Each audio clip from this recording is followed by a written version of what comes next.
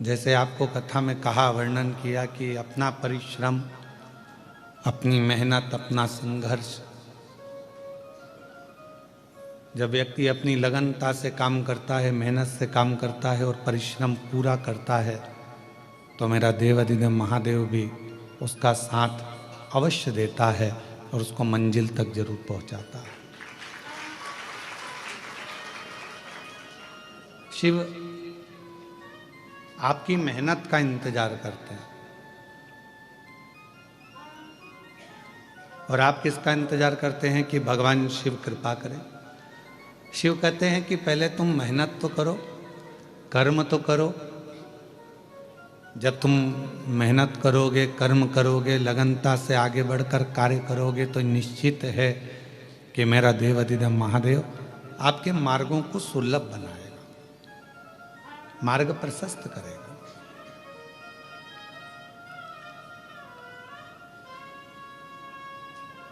अभी कलेक्टर महोदय कह रहे थे कि गुरुजी यहाँ लोग आते हैं तो एलोरा की गुफा में 70% लोग एलोरा की गुफा से ही वापस चले जाते हैं, पर वो हमारे कृष्णेश्वर बाबा के दर्शन के लिए नहीं पहुंच पाते। इसलिए कुछ ऐसा प्रावधान रखा जाए कि एलोरा की गुफा से शिव भक्त कृष्णेश्वर बाबा के मंदिर तक पहुँचें और मंदिर का दर्शन कर कर फिर कृष्णेश्वर से यहाँ से जाएं, तो उनका जीवन कृतार्थ धन्य।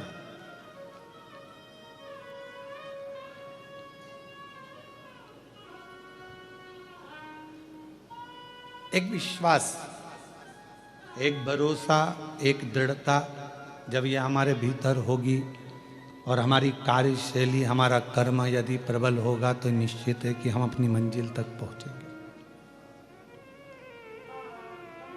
आज सबसे ज़्यादा परेशानियां या सबसे ज़्यादा क्रम देखा जाता है तो ये देखा जाता है कि हम इंतजार में बैठे रहते हैं कि परमात्मा कुछ करेगा, परमात्मा कुछ करेगा, पर परमात्मा तो कहता है कि मैं करने को तैयार बैठा हूं, तू आगे तो बढ़। जब तू आगे बढ़ेगा, कदम बढ़ाएगा, तो मैं खुद करूंगा। और ये संवाद हमारे यहाँ एक बार तुलसीदास बाबा गंगा जी के घाट पर बैठे हुए थे और वो लिख रहे थे, सिया राममय सब जगह जानिया, पूरा संसार राममय। तुलसीदास जी ने चौपाई लिख दी। उठ के जाने लगे तुलसीदास बाबा, और तुलसीदास जी जब उठकर जाने लगे रिटर्न, तुलसीदास जी जब उठकर जाने लगे तो एक छोटा सा बच्चा दौड़ कर आया, और छोटा सा बच्चा दौड़ कर आकर, बाहर का बढ़ रहा है अंदर का बढ़ रहा, छोटा सा बच्चा दौड़ कर आया और छोटा सा बच्चा दौड़ कर आकर कहता है, बाबा उधर से मत जाना, सामने से एक बेल आ रहा है और वो नंदी, वो वृषभ, वो बेल तुम्हें मार देगा, वो नंदी तुम्हें मार देगा, तुम उधर से मत जाओ, तुम उधर से बिल्कुल निकल कर मत जाना, नहीं तो वो नंदी तुम्हें मारेगा। इतने में तुलसीदास जी ने कहा, मैंने अभी हाल गंगा जी के तट पर चौपाई लिखी कि सिया राममय सब जग जानी, सब में राम समाया है, तो नंदी मुझे मार नहीं सकता, क्योंकि उसमें भी राम है, उसमें भी भगवान है। मैं तो जाऊंगा, चले। और इतनी देर में वो नंदी आया और तुलसीदास जी को सींग पे उठाया, पटक दिया, रोंद दिया और चले गए। तुलसीदास जी को गुस्सा आया, गंगा जी के घाट पर, ये बक्से नहीं चल रहे हैं, तुलसीदास जी को गुस्सा आया, गंगा जी के घाट पर वापस गए, कलम उठाया और चौपाई काटने लगे। इतनी देर में श्री हनुमान जी महाराज आए और हनुमान जी ने कहा, तुलसीदास जी तुम चौपाई क्यों काट रहे हो? कहा, मैंने लिखा कि सिया राममय सब जग जानी, जब मैंने सब में राम देखा था, नंदी में भी राम देखा था, बेल में भी राम देखा था, उस वृषभ में भी राम देखा था, तो उस बेल ने मुझे क्यों मारा? इसलिए मुझे ये चौपाई काटना। तो हनुमान जी बोले तुम बेल में राम देख रहे थे, वो छोटा सा बच्चा आकर बताया उसमें राम नजर नहीं आया कि उधर नहीं जाना है, वो रास्ता बेकार है, वो रास्ते में कोई खड़ा हुआ है मार देगा तुमको, तुम्हें काट देगा। अगर कोई बच्चा आकर बता रहा है तो उसमें भी तो राम दिखना चाहिए। हम संपूर्ण ब्रह्मांड में राम देख रहे हैं, पर जो हमारे नज़दीक में है, जो हमारे पास में है, जो हमारे करीब में है, हम उसमें परमात्मा का दर्शन नहीं कर पाते।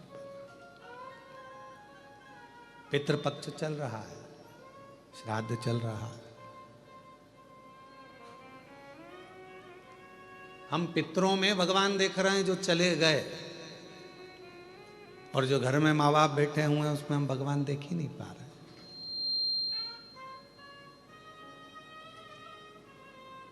हम संपूर्ण जगत में परमात्मा को देख रहे हैं, पर अपने घर में जो लोग रह रहे हैं, अपने घर में जेठानी रह रही है, देवरानी रह रही है, देवर रह रहा है, जेठ रह रहा है, ससुर रह रहे हैं, सास रह रहे हैं, माता रह रही हैं, पिता रह रहे हैं, बहन रह रही है, भाई रह रहे हैं, जो हमारा कुटुंब रह रहा है, जो हमारा परिवार रह रहा है, वो सब परमात्मा का ही तो एक स्वरूप है।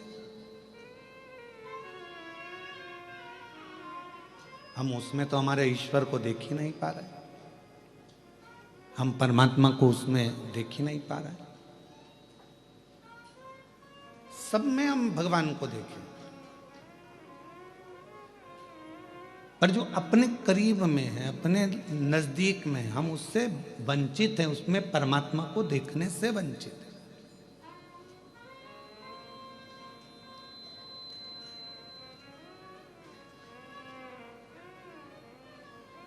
भूख,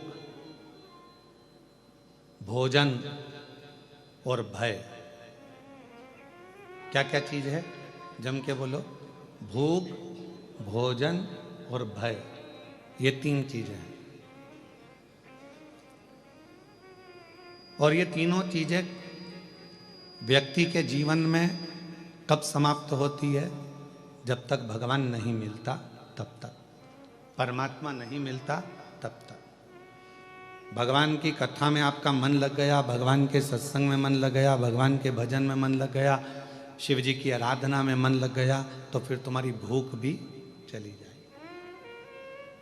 यही कि यही अपने कर्म के प्रति भी, तुम्हारा मन पढ़ाई में लग गया, तुम्हारा मन कार्य में लग गया, तुम्हारा मन अपनी नौकरी में, सर्विस में, व्यापार में, जो तुम लगनता से काम में लग गए, और तुम्हारा दिल यदि काम में लग गया, तो तुम्हें भूख नहीं लगेगी, भूख नहीं लगेगी। पत्नी भी फोन कर कर बोलेगी 1:30 बज रही है, 2 बज रही है, टिफिन भेजा है, कब खाओगे, क्या हो गया, कब आओगे, बार बार वो फोन लगा रही है। पर उसको कौन समझाए कि जब व्यक्ति एक लगन से कर्म के प्रति जागृत हो जाता है, एक लगन से कर्म करने लगता है, परमात्मा की कथा सुन रहा हो, भजन कर रहा हो, कीर्तन कर रहा हो, या अपने कर्म को कर रहा हो, तो उसकी भूख अपने आप चली जाती है, अपने आप चली। फिर दूसरे नंबर पर बताया कि दूसरे नंबर पर जाता है भोजन। भोजन मतलब सामने भोजन रखा हुआ है, सामने बहुत अच्छे पकवान रखे हुए हैं, पर काम में इतने व्यस्त हो जाते हैं, अपने कर्म में इतने डूब जाते हैं, परमात्मा के नाम में इतने डूब जाते हैं कि रखा हुआ भोजन भी अच्छा नहीं लगता, जल्दी जाना है मुझे, अब भी आया भोजन नहीं। भूख चली गई, भोजन चले गया। और तीसरे नंबर पर है भय। और ये भय कहीं जाता है तो परमात्मा के करीब में जाता है, परमात्मा के नजदीक में पहुंचोगे, भय समाप्त हो जाएगा। कभी आप महसूस करिएगा, कृष्णेश्वर बाबा के मंदिर में 12 ज्योतिर्लिंग में से एक ज्योतिर्लिंग कृष्णेश्वर नाथ जी का जब दर्शन करने के लिए आप मंदिर के अंदर प्रवेश करो, जैसे ही मंदिर के अंदर आप प्रवेश करेंगे और शिखर की छांव में जाएंगे, अपने आप आपका भय समाप्त हो जाता है कि मैं भय से मुक्त, भय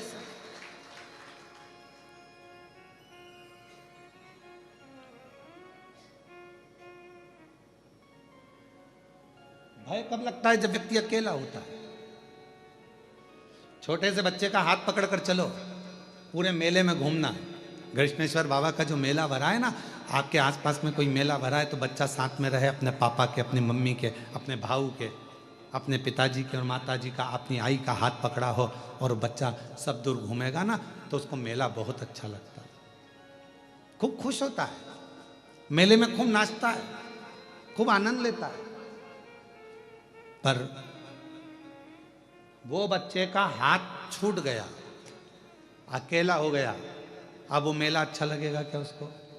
जम के बोलो जरा, नहीं लगेगा। कोई उसको गुब्बारा ला कर देगा अच्छा लगेगा, कोई उसको टॉफी ला कर देगा अच्छा लगेगा। बच्चे को मेला कब तक अच्छा लग रहा है? जब तक वो अपने पिता का हाथ पकड़ा हुआ है तो वो भय से मुक्त है। अब तो कोई भी उस बच्चे को मिलता है तो उसको भय लगता है, उसको डर लगता है। उसी तरह जब तक आप अपनी जिंदगी में एक बार अगर कृष्णेश्वर बाबा के दर्शन नहीं करे हो तो समझ लो आप भय में पड़े हुए हो, और जिस दिन कृष्णेश्वर बाबा के दर्शन कर लिए उस दिन भय से मुक्त हो गए हो। भय से। पिता है मेरा साथ में, मेरा बाबुल है साथ में, मेरा बाबा है साथ में, मेरा शंभू मेरे साथ में है।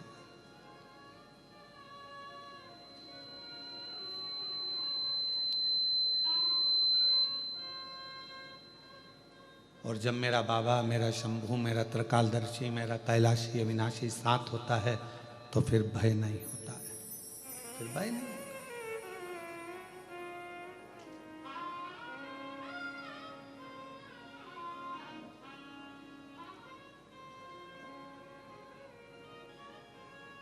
वो कहे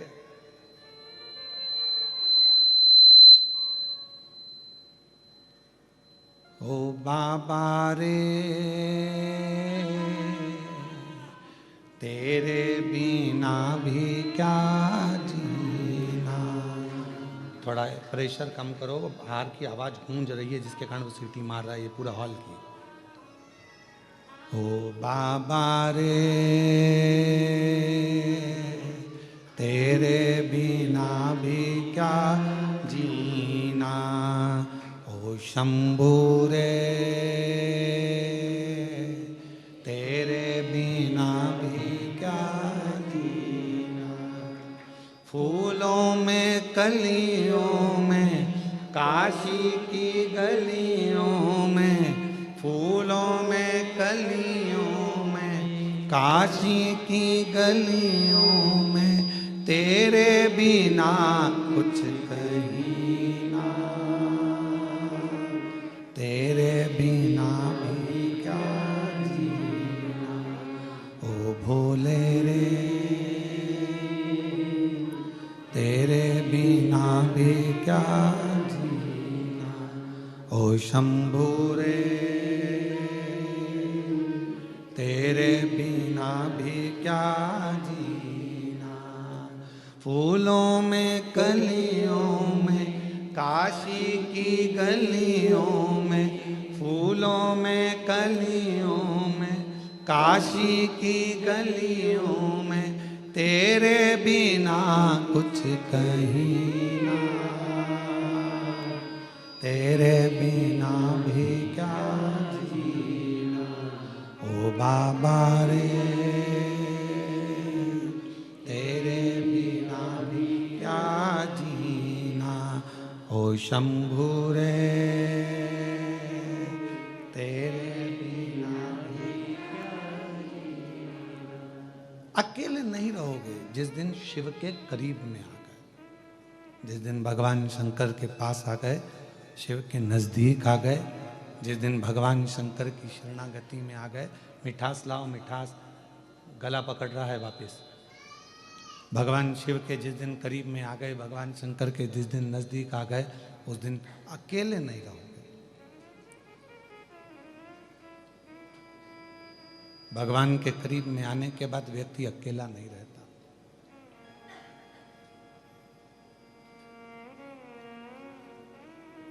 रोज एक लोटा जल चढ़ाते हो, शिव के मंदिर जाते हो, शंकर की शरणागति में जाते हो, मंदिर में एक लोटा जल चढ़ाते हो, तो आप अकेले नहीं।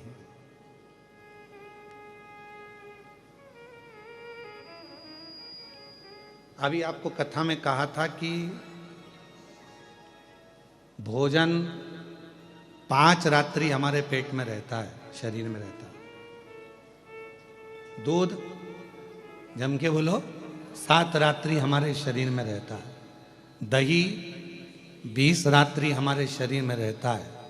घी गाय का 1 महीना हमारे शरीर में रहता है। और जो भगवान शंकर के मंदिर में जाकर 1 लोटा जल चढ़ाकर उसका आचमन कर लेता है, वो हर घड़ी हर पल शिव हमारी श्वासों में रहता है, हर पल रहता, हर घड़ी रहता।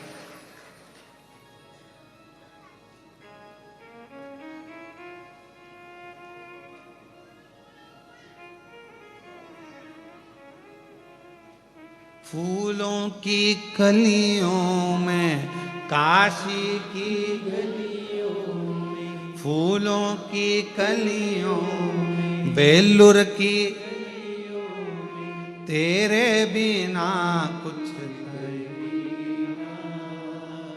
तेरे बिना भी क्या जीना, ओ बाबा रे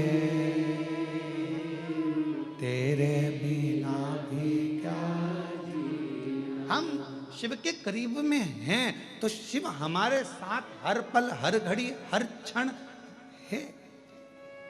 भूख, भोजन और भय शिव के नजदीक में आते से ही चला जाता है। भूख भी चली गई, लगन लग गई, भोजन भी चले गया, मन लग गया और भय भी चले गए, भय भी चले।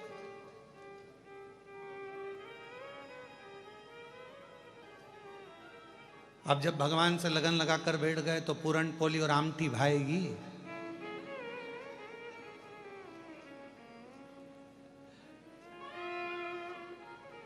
फिर तो आमठी और पूरन पोली भी मिर्ची का ठेसा ही नजर आएगी। फिर क्या बात है।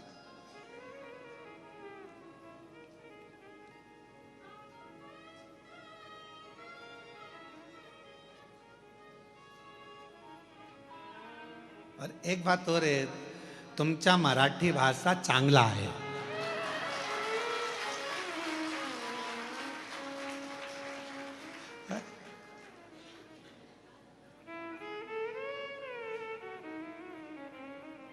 और तुमचा जेवण भी चांगला आहे।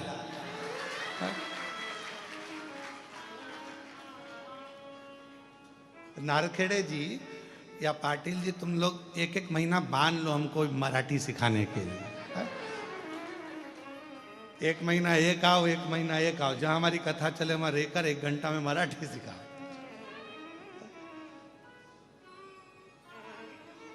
अब शिव के जितने करीब में हम कहेंगे कि फिर ना तो भूख लग रही है, ना भोजन भा रहा है, ना भय।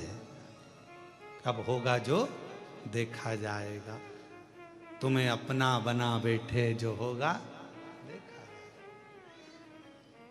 जब उससे लगन लग गई तो फिर अब क्या सोचना।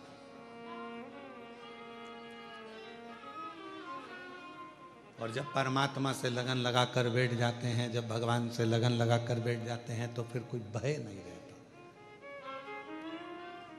भय, एक फ्लाइट उड़ रही थी, जा रही थी, बच्ची उसमें खेल रही थी। पायलट ने सूचना दे दी क्रैश होने वाली है। ये फ्लाइट क्रैश होने वाली है, ये सूचना मिली, सूचना मिली। और ऐसी सूचना मिली, जब सूचना मिली कि ये फ्लाइट जा रही है और ये फ्लाइट क्रैश होने वाली है, एक छोटी सी बच्ची को भय नहीं था, बाकी के सबको भय था। महिलाएं रो रही थी, पुरुष रो रहे थे, बच्चे रो रहे थे, पर एक छोटी सी लड़की नहीं रो रही थी। वो नहीं रो रही, वो खेल रही है। उस लड़की से किसी ने पूछा, तुम्हें मालूम है ये फ्लाइट क्रैश होने वाली है, सब मर जाएंगे, सब के प्राण छूट जाएंगे, तुम्हें मालूम है? लड़की कहने लगी मैं जानती हूं कोई फ्लाइट मिलाइट क्रैश नहीं होगी। उस लड़की से पूछा तुम्हें कैसे मालूम? अरे अंकल, जो फ्लाइट उड़ा रहा है ना वो पायलट मेरे पापा हैं, और मेरे पापा को मालूम है, मेरे पिताजी को मालूम है कि मैं इस फ्लाइट के अंदर बैठी हूं। जब फ्लाइट उड़ाने वाला तुम्हारा पिता होगा, उसको मालूम होगा कि तुम अंदर हो, तो वो फ्लाइट क्रैश होने देगा? पूरे दम लगा देगा कि इसमें फ्लाइट में मेरी बेटी बैठी है। तुम्हारी जिंदगी में दुख आया, तुमने शिव जी को एक लोटा जल चढ़ाना प्रारंभ करा, समझ लो कि तुम्हारी जिंदगी में दुख आया है, मतलब फ्लाइट में तुम बैठे हो, पर याद रखना फ्लाइट चलाने वाला तुम्हारा पिता कृष्णेश्वर महादेव है। क्यों सोचना? किस लिए विचार करना? क्यों सोचना? हम उस पे आधारित तो हों। हम उस पे आधारित ही नहीं हो पाए तो क्या मतलब का?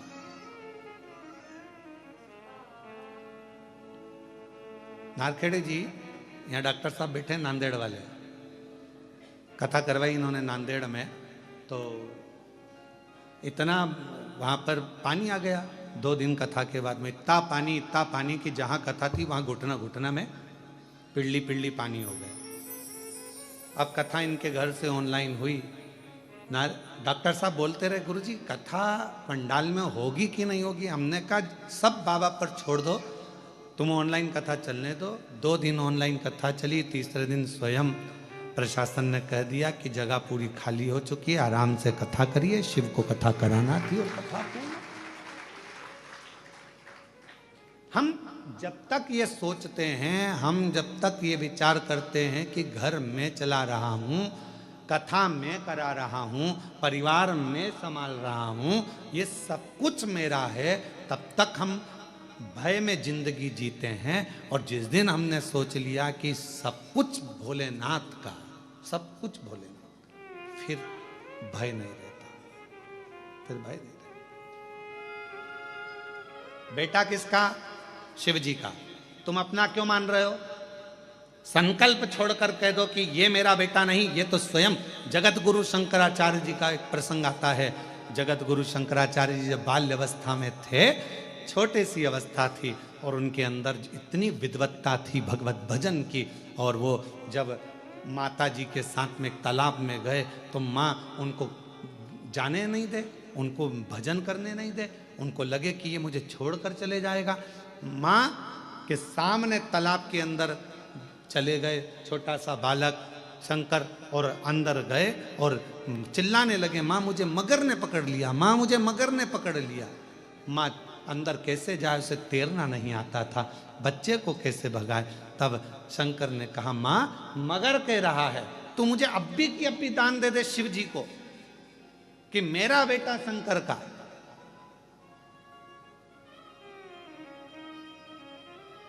तो बच जाऊंगा। शिव को दान दिया, शंकर का हो गया। आज वो पूरे विश्व में जगत गुरु शंकराचार्य जी ने 4 पीठों का निर्माण कर संपूर्ण जगत को आनंद दिया।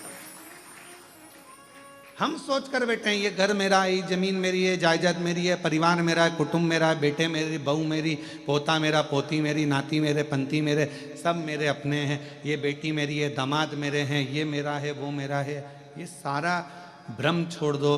तुम्हें लग रहा है कि अब मेरे से कुछ भी नहीं सद रहा, तब हाथ में जल लेकर कह दो, अब शंकर ये तेरा बेटा है, ये तेरी बेटी है, ये तेरी पुत्री है, ये तेरा पुत्र है, अब तुझे संभालना है, अब मेरा नहीं है।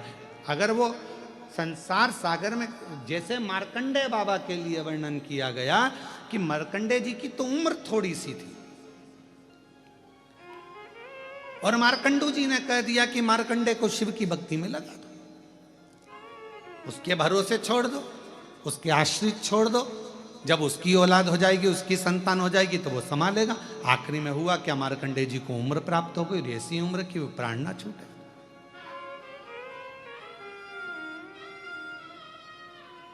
हम ब्रह्म में जी रहे हैं। ये मेरा बेटा, ये मेरी बेटी, ये मेरा परिवार, ये मेरा परिवार, ना ना ना। जिस दिन आपने ये विचार कर लिया कि ये सब कुछ मेरे भोलेनाथ का है, मेरा बेटा भी शंकर का, मेरी बेटी भी शंकर की, तब अगर ये मेरा बेटा ठीक है, अगर मेरा बच्चा ठीक हो। और हम कई लोगों से ऐसे कई लोग आते हैं कुबेरेश्वर धाम पर, जिनको डॉक्टर ने कई बीमार लोग आते हैं। हम तो कहेंगे कि बहुत ज़्यादा तबीयत खराब है, स्वास्थ्य ठीक नहीं है, तो हम तो उनसे कहते हैं कि अपने घर में रहकर कथा सुनो और बाबा का भजन करो, जब ठीक हो जाओ तब बाबा के धाम। फिर भी लोग नहीं मानते, आ जाते बहुत बीमार से, किसी को कैंसर हो गया, किसी का किडनी लीवर खराब हो गया, किसी का कुछ हो गया। कई लोग मिलते भी हैं, तो हम उनसे कहते हैं कि आप क्या हो गया, तो कहा गुरुजी ये कैंसर जैसी बीमारी हो गई और डॉक्टर ने 4th स्टेज का बोला है, अब जाने का समय आ गया। हमने कहा कि आप किसके पुत्र हो, तो वो कहते हैं हमारे पिताजी का नाम ये है। फिर हमने पूछा तुम्हारे दादाजी का नाम क्या है, तो हमारे दादाजी का नाम ये है। तब हमको कहने में आ जाता है इतनी बड़ी बीमारी हो गई, तो ईमानदारी से बताओ, दादाजी का नाम तुम्हें लेने से पहले, पिताजी का नाम लेने से पहले कोई तुमसे पूछे इतनी बड़ी बीमारी में कि तुम औलाद किसकी हो, तो तुम्हें छाती ठोक कर कहना चाहिए इस बीमारी में कोई साथ नहीं देता, मैं शिव का हूं, शंकर का पुत्र हूं मैं, शिव की औलाद हूं मैं। कृष्णेश्वर नाथ महाकाल बाबा कुबेर भंडारी मेरे पिता हैं, मैं उनकी औलाद हूं। और जिस दिन बड़ी बीमारी में भी तुम्हारे मुख से यह निकलना चालू हो जाए कि वो शंकर मेरे पिता हैं, तो फिर पिता तुम्हारा इलाज अच्छा करा देगा, 4थे स्टेज में भी तुमको ठीक करा कर घर में बिठा देगा। वो शंकर।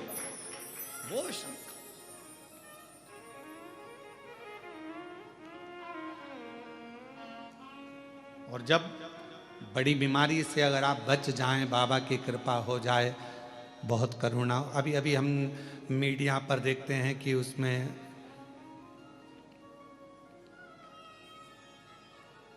कई लोग बता रहे हैं कि 2026 से 2029 तक बड़ा भारी रहेगा, इतने लोग निपट जाएंगे, इतने लोग सुलझ जाएंगे। हम सबसे कहते हैं, सबने बताया कि एक ये 2026 से लेकर 2029 तक इतने मरेंगे, ऐसा उपद्रव होगा, ऐसा होगा, वैसा होगा, हम सब मान रहे हैं। हम सारी पुराणों के भी मान रहे हैं कि बोल दिया उन्होंने, लिख दिया उन्होंने कि ये चीज होगी। पर इतना भी हम विश्वास के साथ कहते हैं, 2026 से लेकर 2029 तक एक दिन भी शिव महापुराण की कथा मत छोड़ो, तुम्हारा बाल बांका नहीं हो। कथा मत छोड़ो तुम एक दिन भी। मोबाइल में जिसमें मिल जाए तुम्हें, फेसबुक, यूट्यूब, तुम शंकर की कथा को सुनना चालू कर दो। दुनिया में कितना भी उपद्रव होगा, पर तुम्हारा बाल बांका नहीं होगा, बाल बांका नहीं। उसको पिता मान लो ना।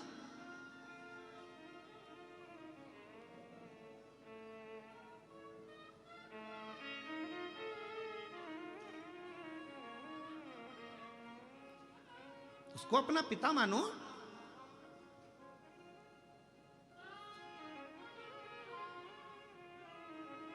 और जब हम उसको पिता मानेंगे तो हमारे भीतर का भाव अपने आप जागे। हमारे जितने रोग हैं, हमारी जितनी तकलीफें, हमारे जितने दुख हैं, सब शिव के हो। हमारा है ही क्या। वो एक गाने की लाइन हमारे निकलेश जी कहते ना, मेरी गाड़ी मेरा बंगला, क्या है? मेरी गाड़ी मेरा बंगला, मेरा पैसा सब तेरा, सब कुछ तेरा भोलेनाथ, मेरा तो कुछ भी नहीं, सब कुछ तेरा भोलेनाथ, मेरा तो कुछ भी नहीं। मेरी गाड़ी मेरा बंगला, मेरा पैसा सब तेरा, सब कुछ तेरा भोलेनाथ, मेरा तो कुछ भी नहीं। अभी भी तुम्हारे मुंह से आवाज नहीं निकल रही कि मेरा तो कुछ भी नहीं। इतने चतुर हो तुम लोग, जरा विचार कर लो। अभी भी तुम्हारे को लग रहा है सब कुछ मेरा,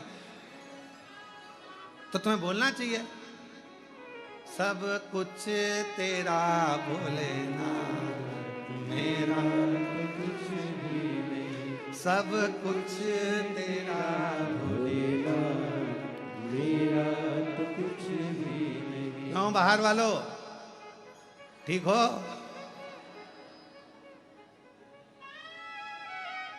तुम भी बोल दो, सब कुछ तेरा भोलेनाथ, मेरा तो कुछ भी नहीं। सब कुछ तेरा।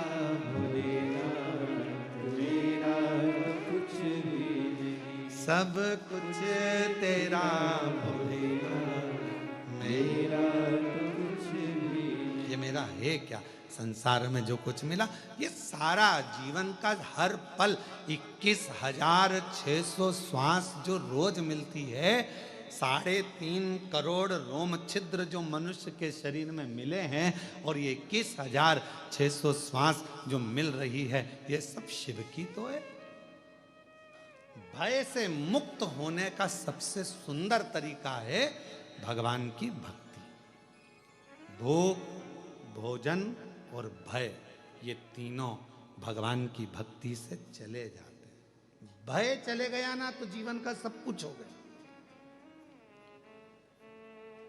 आज के जमाने में व्यक्ति भय से ग्रसित है।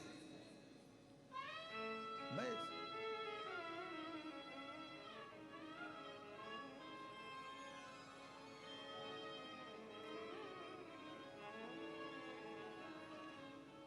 एक बहुत बड़ा ऑफिसर इनकम टैक्स वाला, जीएसटी का, और तुम्हारी दुकान पर आ जाए और आते से ही बोले लाओ जरा फाइल दिखाओ, उतने में तो चक्कर खा के नीचे गिर जाओ। जरा विचार करना, यहीं पृथ्वी का व्यक्ति, पृथ्वी पर जन्मा हुआ व्यक्ति, एक ऑफिसर तुम्हारे यहां आकर खड़ा हो जाता है और कह दे लाओ फाइल दिखाओ, तो तुम्हारे पसीने टपकना प्रारंभ हो जाते हैं। बोलो सही है कि गलत है? पसीना बहने लगता है इंसान को देखकर। केवल उसने हिसाब मांगा, ये 5 लाख, ये 15 लाख, ये 25 लाख, ये 10 लाख कहाँ गए, कैसे हुए, क्या हुआ, जीएसटी क्यों नहीं भरी है, क्यों नहीं हुआ, उतनी देर में पसीना बहने लगता है। बोलो सही है गलत है? यहीं का व्यक्ति मनुष्य से हिसाब मांग रहा है तो पसीना बह रहा है। अब उसने तो 2 साल का हिसाब मांगा, वो 100 साल का मांगेगा। विचार करिएगा जरा, यहाँ के व्यक्ति को हिसाब देने में पसीना बह रहा है तो उसको हिसाब देने में तो क्या क्या बहेगा तुम ही देख लेना, उसको हिसाब देने में। अब तुम सोचो कि हिसाब नहीं मांगेगा, मांगेगा वो तो। बचपन में क्या करा, जवानी में क्या करा, देड़ी में क्या करा, बुढ़ापा का कमाया, तेरे को इतनी श्वासें दी थी, 21,600 श्वास रोज देता था, उसमें से कितनी श्वास तूने कथा में लगाई, कितनी श्वास तूने कृष्णेश्वर महादेव की सेवा में लगाई, कितनी श्वास तूने भगवान की सेवा में लगाई, कितनी श्वास तूने परमात्मा की सेवा में लगाई। पूछेगा वो, एक एक चीज का हिसाब लेगा। तुम अपने बच्चे को 50 रुपए देकर भेजती हो, जा बिस्कुट का पुड़ा लेकर आ। बच्चा बिस्कुट का पुड़ा लेकर आया तो तुमने हिसाब मांगा कि नहीं मांगा? क्यों, कितने का लाया बिस्कुट का पुड़ा? मम्मी 10 रुपए का। चाय की पत्ती 10 रुपए की। अच्छा ला 30 रुपए वापिस दे। जब तुम अपने सगे बेटे से, अपनी औलाद से हिसाब मांगोगी तो वो भी तो तुमसे हिसाब मांगेगा कि नीचे जाकर तूने करा क्या था। खूब रही बेल्लूर में, कभी कृष्णेश्वर बाबा के दर्शन करने गई कि एलोराई घूमती रही? वो भी तो पूछेगा, वो पूछेगा तेरे से कि केवल गुफा ही गुफा घूमती रही, खंडेरा आदि घूमती रही, और वो मंदिर में बैठा तब तू एक दिन नहीं जा पाई।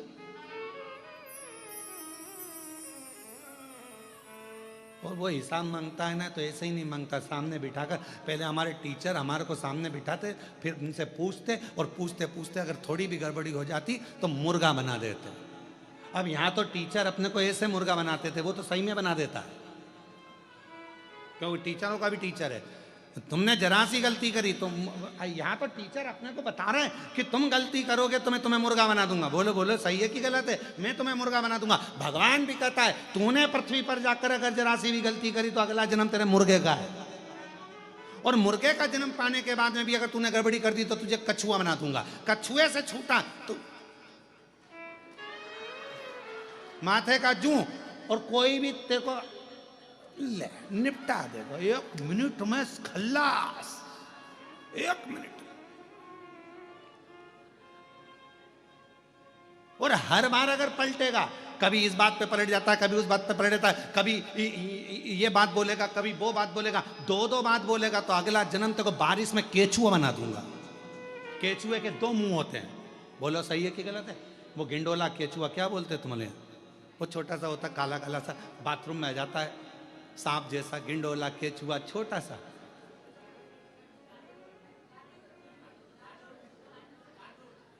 डांडूर,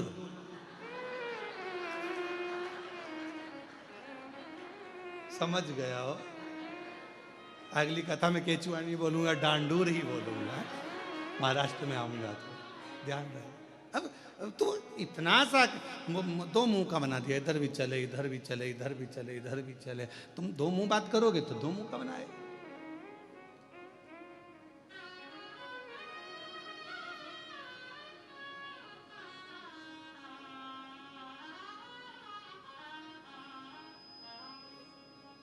सब कुछ तेरो भोलेनाथ, मेरा तो कुछ भी, सब कुछ तेरो भोलेनाथ, मेरा तो कुछ भी नहीं।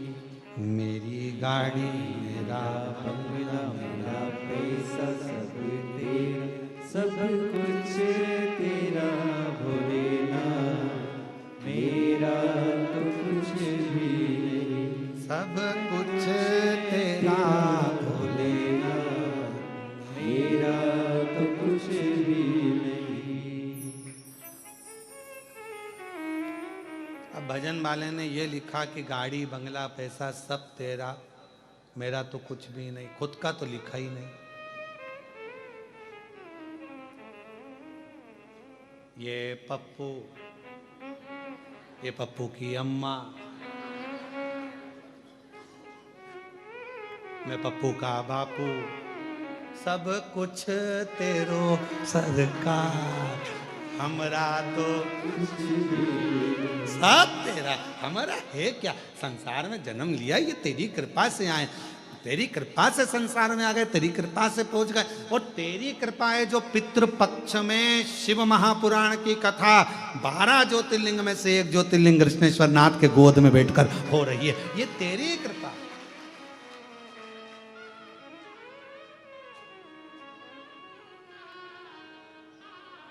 वो जिनकी होटल में कथा हो रही है ना, उनको भी अपनी नजर उतरवा लेना चाहिए। कहाँ है? अच्छा आप ही हैं क्या? साधु था आपको, अभी तक शादी हुई होगी। यहाँ लोग बहुत गठ बंधन में बंधे होंगे, गठ जोड़े में खूब माला और मंगल सूत्र पहनाए गए होंगे, पर पहला आयोजन है जिसमें पुराण पहनाई जा रही है और गठबंधन शिव से हो रहा है। शिव से साधुता है आपको, बाबा की कृपा है।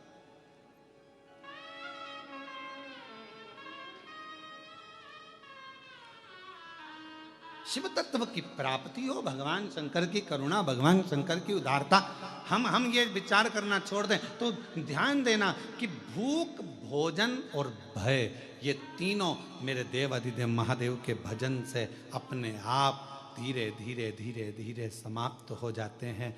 भय अगर मिट गया तो परमात्मा अपने पास खड़ा है, ये महसूस होने लगता है। भय कब तक रहता है? जब तक हमें लगता है कि ये मेरा। भय कब तक लगता है? जब तक लगता है कि ये फैक्ट्री मेरी है, दुकान मेरी है, घर मेरा, परिवार मेरा, कुटुंब मेरा, कबीला मेरा, तब तक लगता है। पर जब तुम्हारे मन से भय चले जाता है कि अब जो भी होगा वो भगवान देखेंगे, जो लिखा होगा किस्मत में वो होगा, जो परमात्मा चाहेगा वो होगा, फिर परमात्मा उसको देखेगा, फिर भय चले गए। महाराज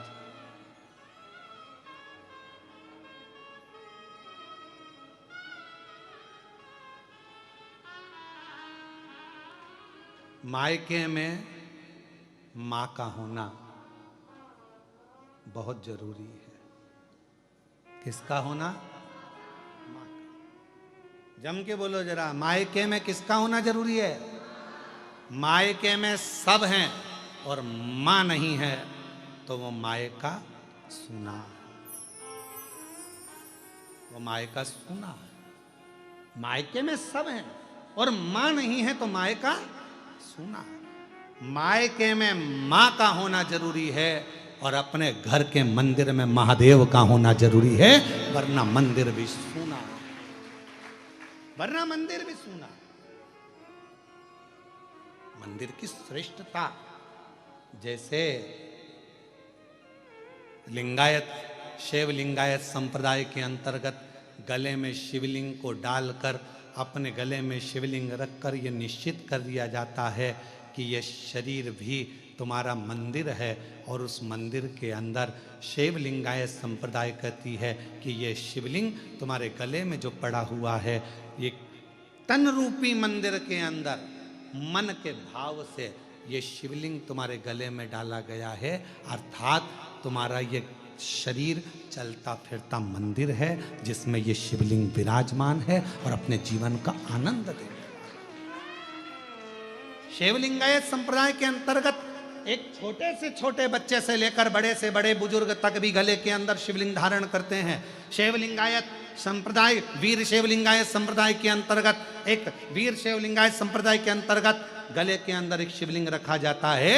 वो इस भाव से रखा जाता है कि ये शरीर भी चलता फिरता मंदिर है, माँ के बिना खाली दिखता है, घर का मंदिर महादेव के बिना खाली दिखता है, और ये मनुष्य रूपी शरीर का मंदिर भी शिवलिंग के बिना खाली दिखता है, रुद्राक्ष के बिना खाली दिखता है, त्रिपुंड के बिना खाली दिखता है,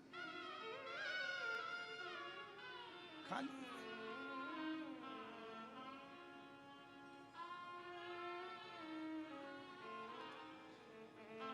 इसलिए शिव को मूल बनाया, शिव को केंद्र बनाया। भगवान शंकर को केंद्र बिंदु बनाया गया। शिव महापुराण की कथा कहती है, जितना आप भगवान शंकर का स्मरण करते हो, जैसे शिव महापुराण की कथा में वर्णन आया है माता सती का,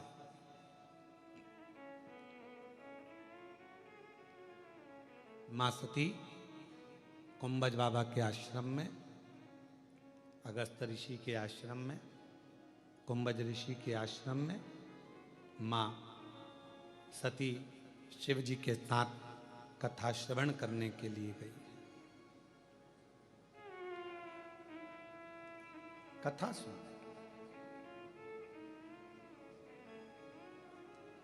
पर मन नहीं लगा उनका। शिव महापुराण का नियम है कि कथा में बैठकर जो हम सोचते हैं, विचारते हैं, वो हमको मिलता है। आप चाहे बाहर बैठे हो, चाहे अंदर बैठे हो, जितनी दूर तक ये शिव महापुराण की कथा की गर्जना होती है, उतनी दूर तक कहीं पर भी बैठकर आप भगवान से जो मांगते हो वो मिलता है। गर्जना का मतलब मालूम है आपको? शेर, धाड़ा, उसकी आवाज जितनी दूर तक जाती है, वहां तक जितने भी जीव जंतु हैं वो सब भाग जाते हैं। बोलो भागते कि नहीं भागते? भय लगता है?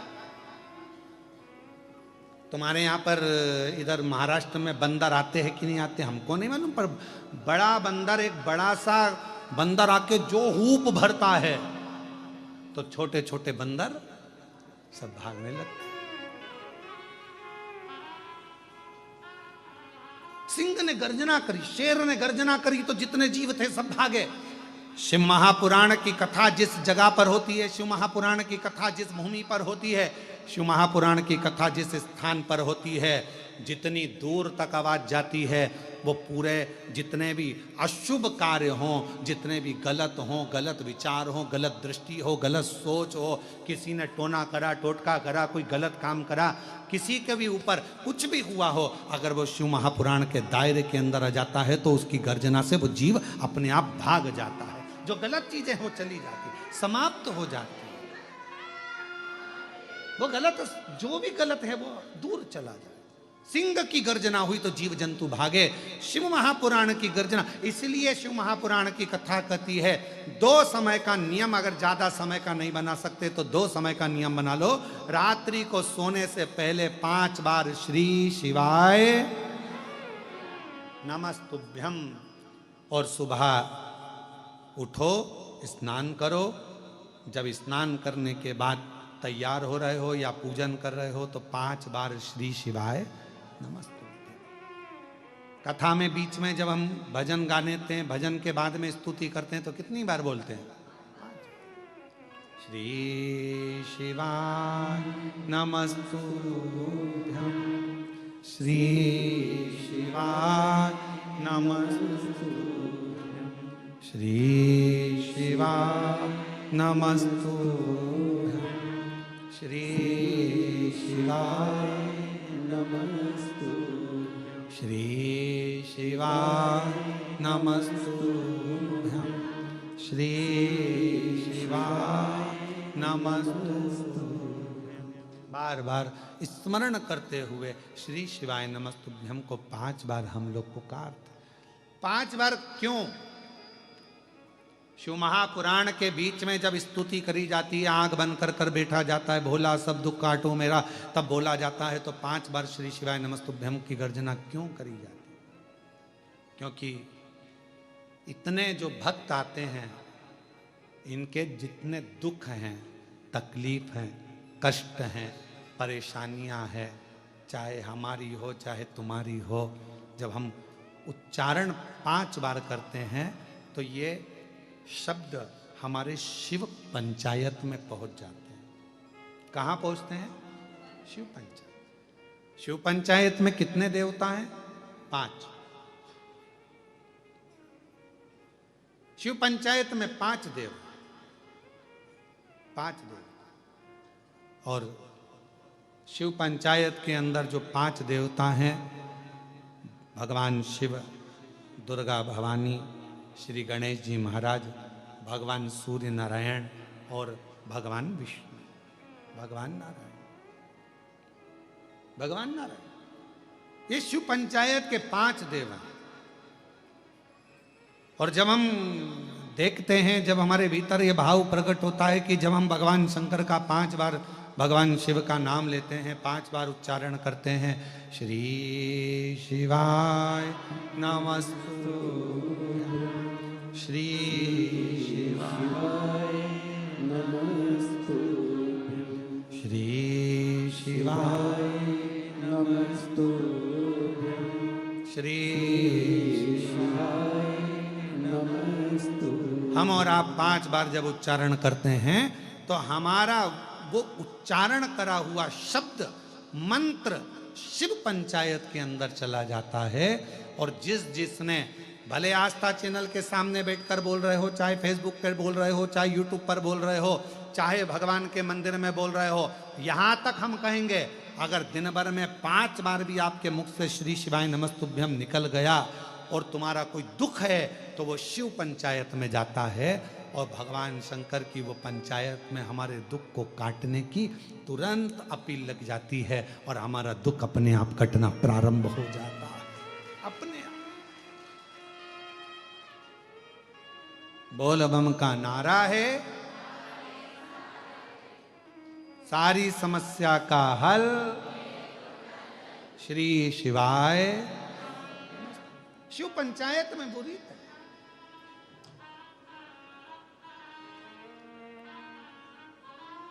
बहुत शिव पंचायत के बहुत कम मंदिर होते हैं, बहुत कम मंदिर। शायद मुझे नहीं लगता कि महाराष्ट्र में भी कहीं शिव पंचायत के, हो सकता है बने हो या पुराने 1-2 मंदिर हों जिसमें भगवान शिव, माँ दुर्गा भवानी, गणेश जी महाराज, सूर्य नारायण भगवान और भगवान विष्णु उस मंदिर के अंदर। नारायण शिव पंचायत। और भगवान शंकर की अविरल भक्ति, भगवान शिव का अविरल स्मरण।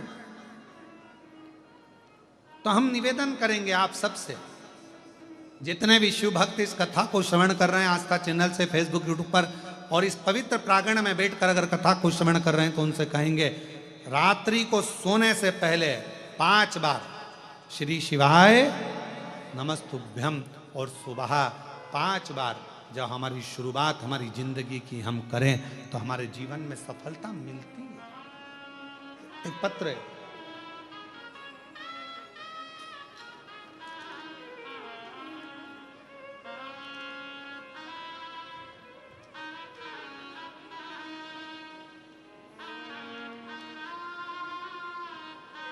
प्रथमेश, राकेश, पवित्रा, सोमानी कहीं बैठी हो तो हाथ हिला सकती हैं।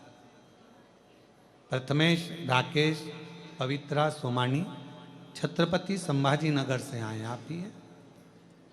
आ जाइए, एक बेलपत्र ले जाना। मैं प्रथमेश, राकेश, पवित्रा, सोमानी छत्रपति संभाजी नगर में रहता हूँ। भोले बाबा का मैं क्या गुणगान करूं। बाबा की कृपा से मैं हर रोज एक लोटा जल बेलपत्र को शहद लगाकर चढ़ाता था। इस उपाय से मेरे बाबा ने मेरी सुन ली, मेरी मेहनत रंग लाई। डीले कम करो। मेरी मेहनत रंग लाई। आज बाबा के आशीर्वाद से जिसके लिए मैं लगा रहा, लोग कह रहे थे होगा नहीं, पर बाबा ने मेरा सिलेक्शन इंडियन आर्मी में करवा दिया। मैं बाबा को प्रणाम करने के लिए, मैंने 5 बार पहले भी प्रयास किया पर नहीं। फिर घर के लोगों के कहने पर मैंने कथा सुनना प्रारंभ करी। गुरुजी, मुझे विश्वास नहीं था, क्या ऐसा हो सकता है? क्या शिवजी ऐसी कृपा कर देते हैं कि जॉब लग सकती है? पर बाबा की कृपा से मेरे बाबा ने मेरी लाज रखी और मेरा सिलेक्शन इंडियन रैंक के 6ठे स्थान पर आया। उसके लिए पूरा परिवार आपको धन्यवाद भी देता है, प्रणाम भी करता है। मैं बाबा को यहाँ नमन करने के लिए आया हूँ और बेटे का फोटो भी लगाया गया है। एक बार जोरदार ताली बजाकर स्वागत करें। आस्था चैनल पर या एलईडी पर आप उसको देख सकते हैं। शिव कृपा। और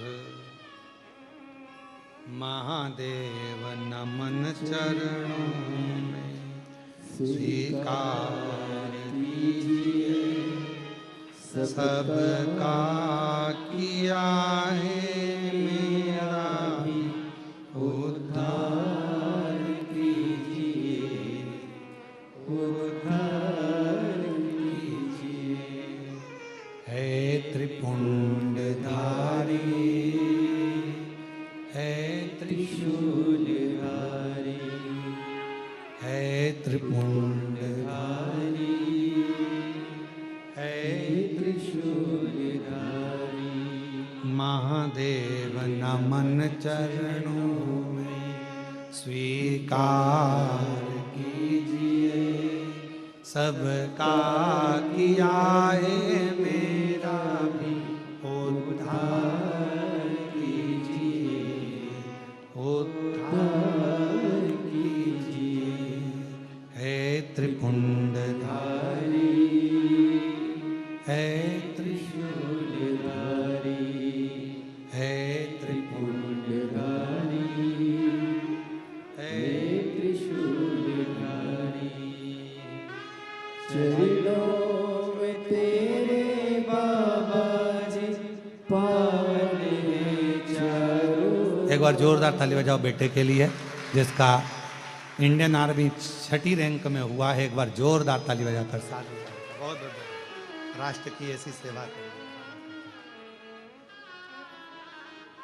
शिव तत्व भगवान शंकर की अविरल भक्ति है और शिव भक्ति, भगवान शंकर की अविरल भक्ति एक सुख देती है, एक आनंद देती है। हो जाए पूरी कामना, हो जाए पूरी कामना, उपकार कीजिए, सबका किया है मेरा भी उद्धार कीजिए, उद्धार कीजिए। है त्रिपुंडधारी, है त्रिशूलधारी, है त्रिपुंडधारी, है त्रिशूलधारी। शिव का भजन कभी खाली नहीं गया। आपको लग रहा होगा कि ये कथा तो ऑनलाइन हो रही है, हम लोग आस्था चैनल पर सुन रहे हैं, फेसबुक यूट्यूब पर सुन रहे हैं या हम यहाँ जगह छोटी है, बाहर बैठकर सुन रहे हैं या जहाँ जगह मिल रही, आप लोग आ तो गए हो, और अगर आ गए हो और तुम्हारी हाजिरी अगर लगी है तो उसको रिजल्ट तो अच्छा देना ही पड़ेगा, को रिजल्ट तो देना पड़ेगा। स्कूल में आ गए ना, वो फ्लाइट में सफर किस किसने करा है? हाथ उठाओ जरा। हवाई जहाज में कौन कौन बैठा है? सब बैठे हो, रख लो। और नहीं बैठे हो तो भगवान जल्दी बिठा है।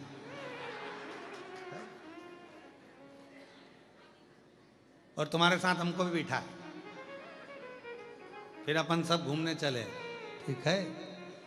हम तो बाबा के भरोसे। अब जो लोग फ्लाइट में बैठे हैं, एक बार अगर वो एयरपोर्ट पर अंदर प्रवेश कर गए,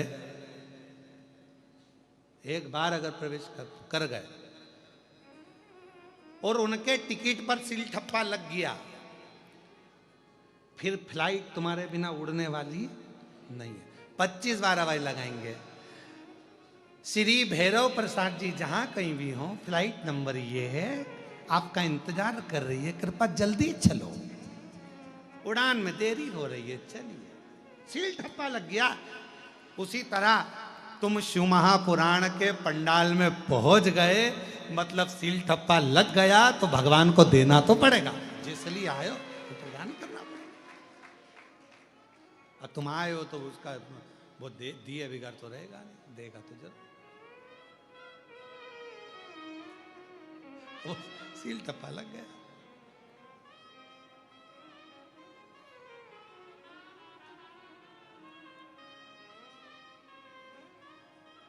इसलिए बाबा से बस निवेदन, कब से खड़े हैं झोली पसार, क्यों ना सुने तो मेरी पुकार।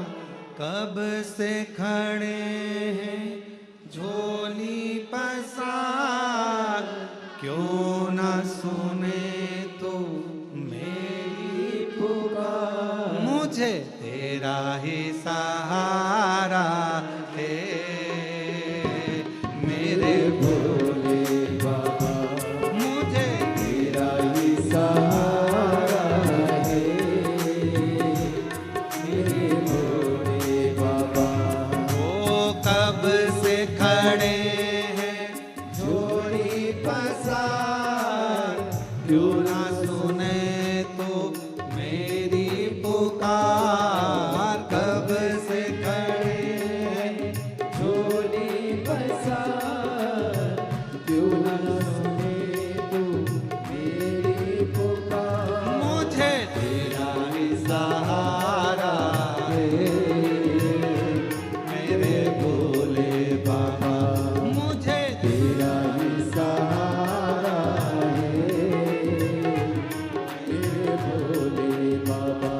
मैंने तुम्हें पुकारा है, मेरे भोले बाबा। मैंने तुम्हें ही पुकारा है,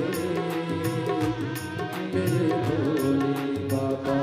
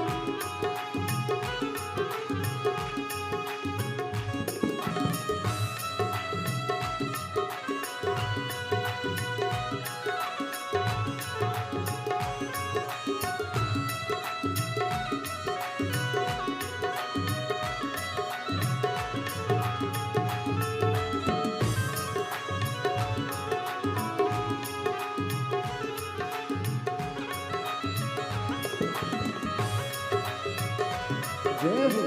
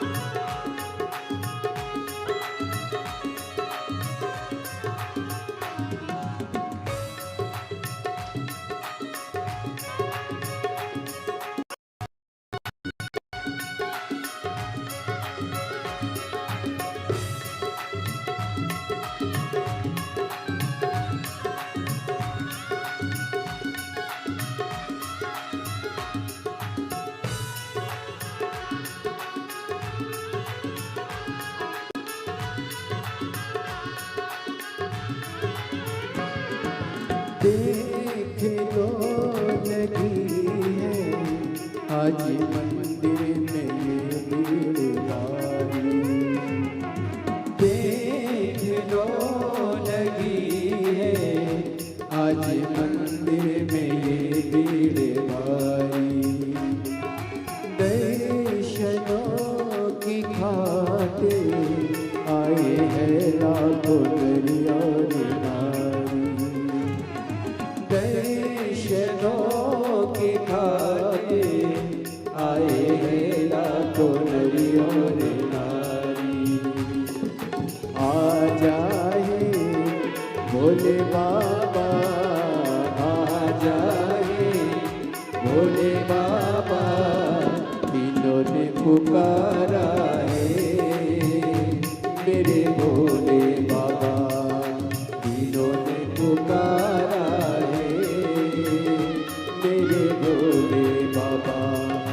कब से खड़े हैं झोली पसार, क्यों न सुने तू मेरी पुकार। कब से खड़े हैं झोली पसार, क्यों न सुने तू मेरी पुकार। तेरा ही सहारा है मेरे भोले बाबा, मुझे तेरा ही सहारा है मेरे भोले बाबा।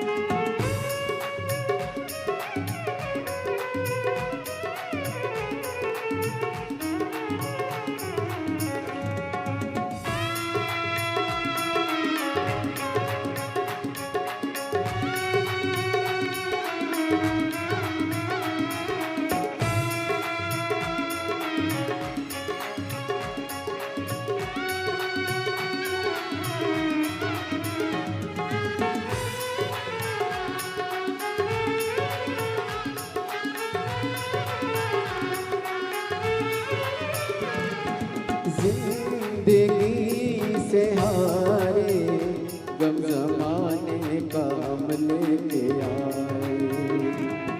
जिंदगी से हारे गम जमाने का हम लेके आए।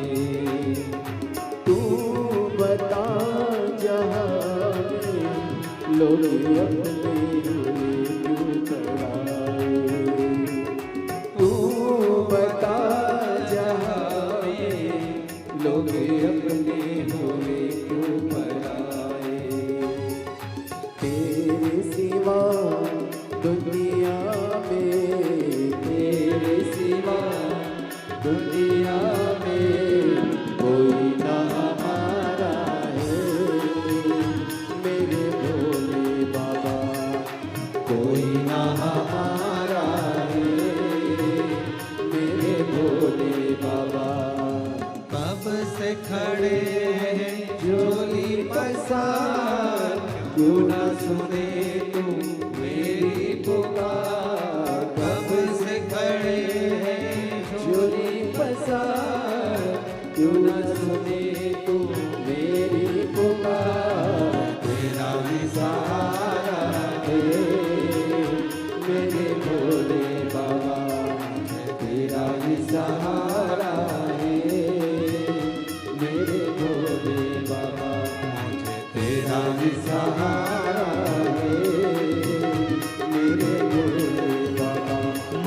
तेरा ही सहारा है मेरे भोले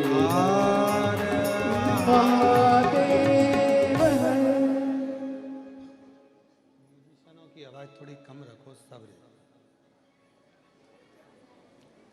भगवान देवादिदेव महादेव, भगवान शिव, ओगरदानी त्रिकालदर्शी की ये पवित्र आनंदमय कथा जहाँ जगह मिले वहाँ बैठकर भगवान शिव जी से अपने मन की बात कही और दिल से प्रार्थना करें, विनय करें। यदि बाबा ने मौका दिया है और भगवान शिव ने कृपा करिए, करुणा करिए, दया करिए, तो जहाँ जगह मिले वहाँ बैठकर बाबा को अपने मन का भाव कहिए, प्रार्थना करिए। रिटर्न बढ़ाओ, रिटर्न। मन का भाव कहिए, हृदय से प्रार्थना करिए, विनय करिए, विनती करिए, निवेदन करिए। सभी साथ में बोलेंगे, बाबा से प्रार्थना करेंगे, साथ में बोलेंगे, दिल से विनय करेंगे, निवेदन करेंगे, प्रार्थना करेंगे। सभी एक साथ में बोलेंगे।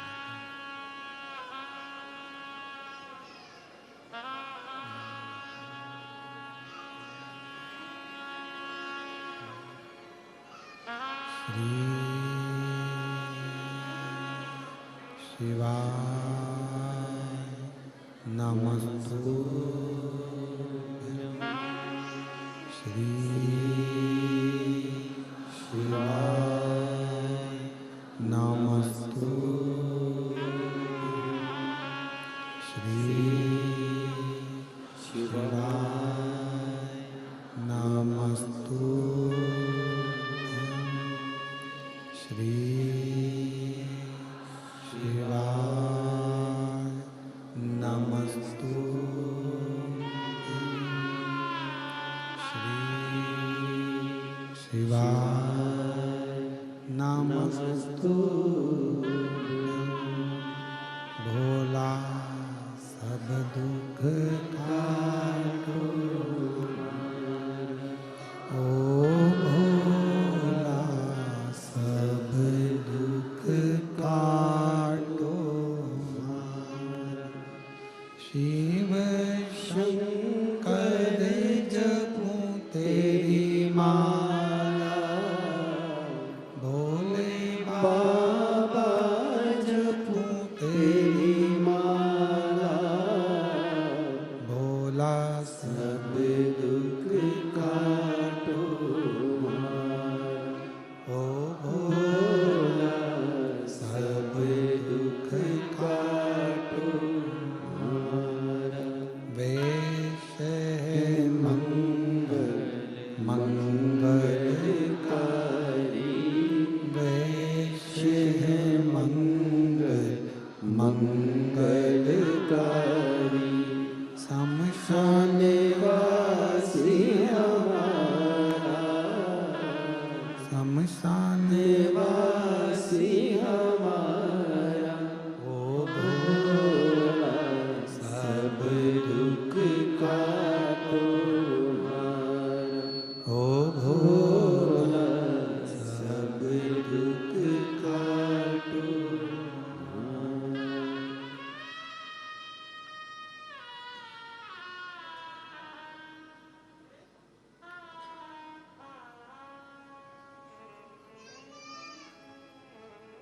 बाबा देवादिदेव महादेव, भगवान शिव, ओगरदानी त्रिकालदर्शी, कैलाशी, विनाशी, भगवान शंकर की पवित्र कथा कह रही है।